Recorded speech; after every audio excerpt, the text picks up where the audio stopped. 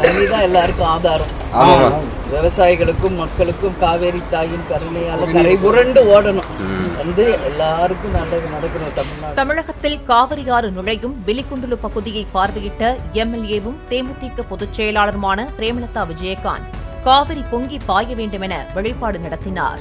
மேகதாது அணை திட்டத்திற்கு எதிராக தேமுதிக சார்பில் தருமபுரி மாவட்டம் ஒகேனக்கலில் கண்டன ஆர்ப்பாட்டம் நடைபெற்றது.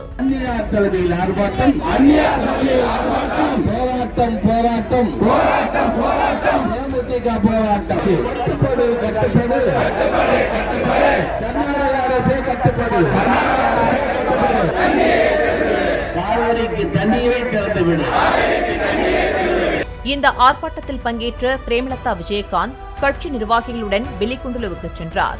அங்கு பிளாஸ்டிக் பாட்டிலில் காவிரி நீரை எடுத்து வர வைத்து அனைவர் மீதும் தெளித்ததுடன் தம் மீதும் தெளித்துக் கொண்டு காவிரியை வெளிப்பட்டார்.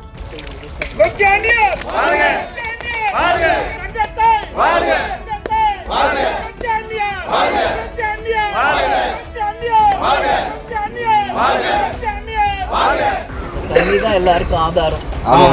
விவசாயிகளுக்கும் மக்களுக்கும் காவேரி தாயின் கருணையால கரை புரண்டு ஓடணும். எல்லாருக்கும் நல்லது நடக்கணும். தமிழ்நாடு மக்கள், கர்நாடகா மக்களுக்கும் நல்லது நடக்கட்டும்.